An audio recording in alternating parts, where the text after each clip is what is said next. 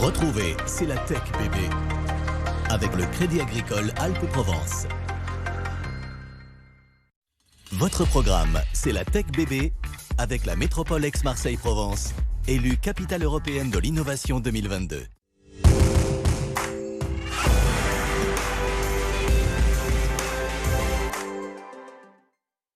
Bonjour à tous et bienvenue dans C'est la Tech bébé, un peu spécial aujourd'hui. Gros plan sur les étudiants entrepreneurs. Nous pousserons notamment la porte du bâtiment qui s'appelle Le Cube, c'est à Aix-en-Provence. Il héberge le dispositif Pépite en Provence au sein de l'Université d'Aix-Marseille. Nous verrons aussi comment l'AMU jette des ponts entre le monde de l'université et des études et bien sûr celui du travail. Et puis nous nous intéresserons plus particulièrement au statut d'étudiants entrepreneurs pour voir comment ils sont aidés sur notre territoire.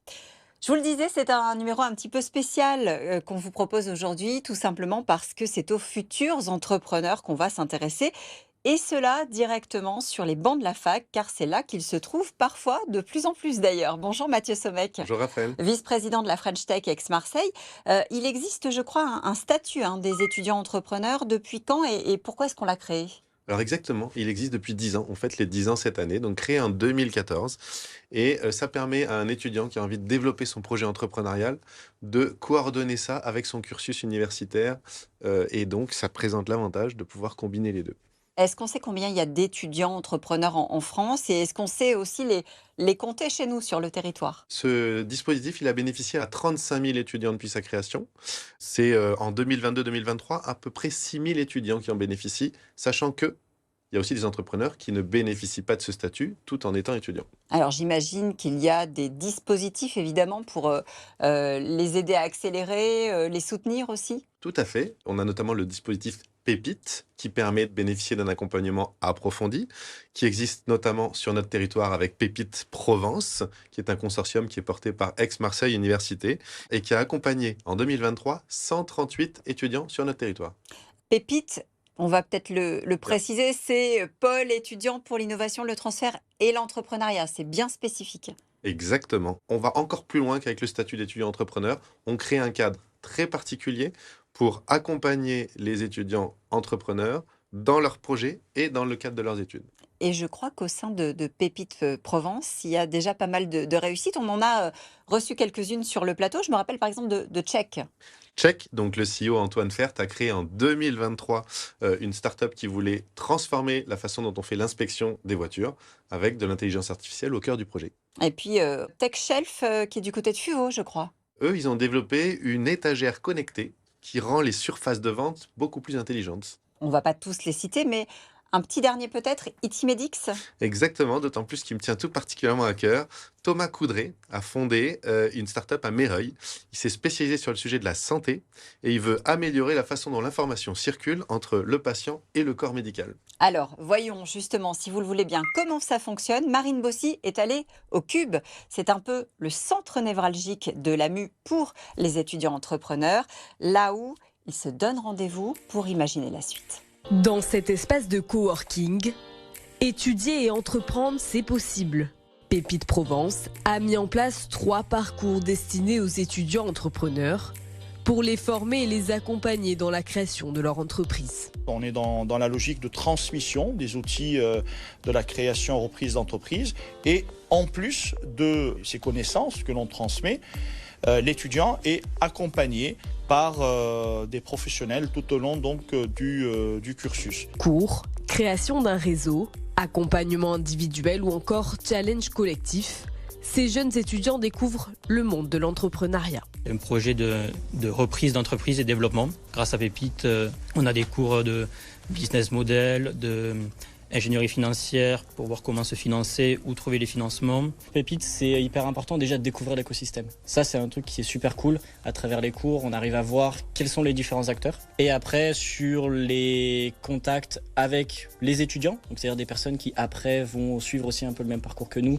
et qui à l'heure actuelle ont les mêmes problématiques que nous. Donc c'est bien de discuter avec des gens qui sont aussi avec un peu ce train de vie. Pour la rentrée prochaine, Aix-Marseille Université souhaite atteindre 300 étudiants entrepreneurs. Et pour porter ces projets, pour les faire grandir aussi, il y a l'Université d'Aix-Marseille. Bonjour Romain Lafont. Bonjour Raphaël. Merci Bonjour. d'être avec nous, vice-président de l'AMU.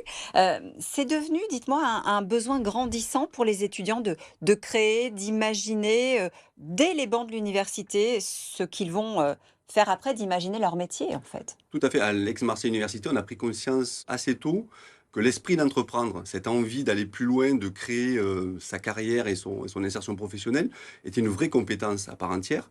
Et on les accompagne à développer cet esprit d'entreprendre. Ça vient se rajouter à toutes les compétences qu'on va pouvoir retrouver, notamment dans les formations. C'est un atout vraiment supplémentaire qu'on va leur apporter. Et Pépite est là, notamment, pour les accompagner dans cette notion et compétence d'esprit d'entreprendre. Alors Mathieu a donné les chiffres de ceux qui ont été accompagnés, mais ça va au-delà. Je crois qu'il y en a 25 000 qui ont été sensibilisés à l'entrepreneuriat. À l'entrepreneuriat et à l'esprit d'entreprendre, j'y reviens. Quand on parle d'étudiants sensibilisés, c'est quoi? C'est des étudiants à qui on a fait découvrir qu'il était possible pour eux à la fois d'étudier et d'entreprendre. Il y a quelques années encore, on en avait entre 8 et 10 000 qui étaient sensibilisés. On est passé à 25 000 cette année. On est là pour les accompagner de manière très concrète. On fait des hackathons, on fait des challenges, on fait des masterclass.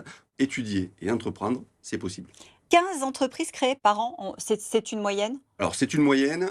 Si on fait le bilan depuis 2014, et Mathieu l'a dit, depuis la création des dispositifs Pépites, sur notre territoire, c'est 110 entreprises qui ont été créées. C'est un dispositif qui marche, qui s'accélère, je l'ai dit. Deux choses à noter, on crée de l'emploi. 122 emplois ont été créés avec ces entreprises. Le chiffre d'affaires, 18 millions d'euros en 2022. Et surtout, un dernier chiffre extrêmement important, 95% des entreprises créées par nos étudiants Pépites Provence s'installent sur ce territoire. Et ça, c'est extrêmement positif. Pourquoi c'est aussi important pour l'université de sensibiliser 25 000 étudiants chaque année sur ces sujets de l'entrepreneuriat? Ils ne vont pas tous devenir entrepreneurs, en tout cas pas tous demain. Alors, on forme des étudiants à l'université, oui, on est là pour transmettre le savoir, bien entendu, mais on est également là pour les accompagner vers l'emploi. Et cette notion d'entrepreneuriat est également extrêmement importante. Tous ne vont pas créer, en effet, sur les 25 000 sensibilisés, 15 entreprises créées par an. Tu as cité tout à l'heure les chiffres de 138 étudiants entrepreneurs en 2023, on en aura 240 en 2024. On voit une véritable dynamique. Tous ne vont pas forcément créer, par contre, on sait que tous, lorsqu'ils seront dans le monde professionnel, seront source d'innovation, de créativité, et ils vont également faire avancer les entreprises dans lesquelles ils seront. Et alors, comment ça se passe quand je suis étudiant et que je veux devenir entrepreneur? On aménage des choses particulières? Pépite est là pour les accompagner. On leur offre un espace de coworking, on l'a vu, le cube tout à l'heure. On leur offre aussi des programmes de formation dédiés.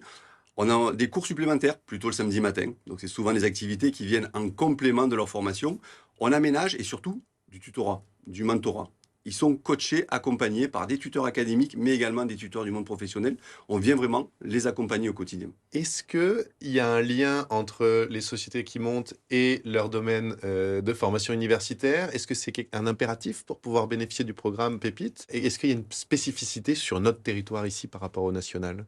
C'est là toute la richesse du dispositif Pépite. Aujourd'hui, bien entendu, on a des étudiants qui créent dans leur domaine de formation. Je pense en particulier à des étudiants de pharma. Mais la richesse de Pépite aussi, c'est de faire croiser des populations différentes d'étudiants. Un étudiant d'IUT qui rencontrerait un étudiant de la faculté d'éco-gestion ou de la fac de droit pourraient ensemble créer un projet commun sur quelque chose qui n'a rien à voir avec leur domaine de formation. Dernière question, vous avez parlé tout à l'heure, Romain, des passerelles avec le monde de l'entrepreneuriat. C'est important parce que c'est du mentorat, c'est de l'accompagnement.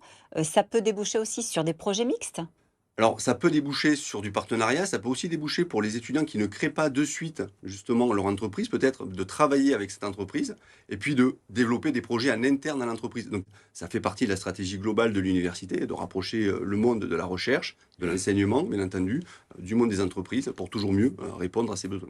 Merci beaucoup, Romain Lafont, d'être venu nous parler de ces dispositifs qui soutiennent nos étudiants entrepreneurs et notamment le dispositif Pépite Provence. Allez, c'est l'heure, Mathieu, d'ouvrir notre bloc tech et de noter.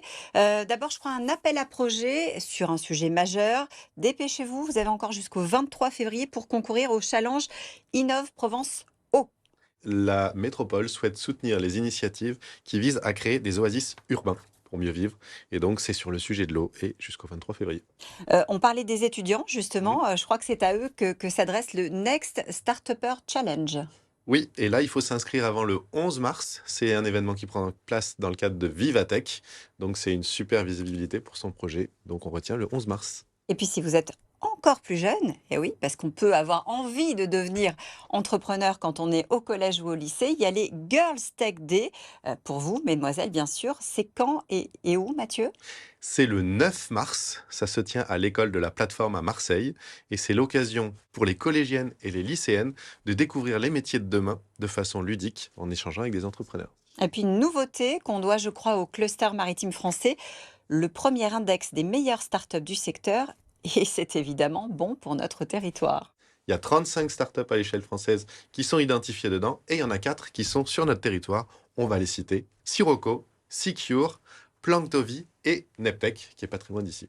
Merci beaucoup, Mathieu. On se retrouve quant à nous la semaine prochaine pour un nouveau numéro de C'est la Tech Bébé.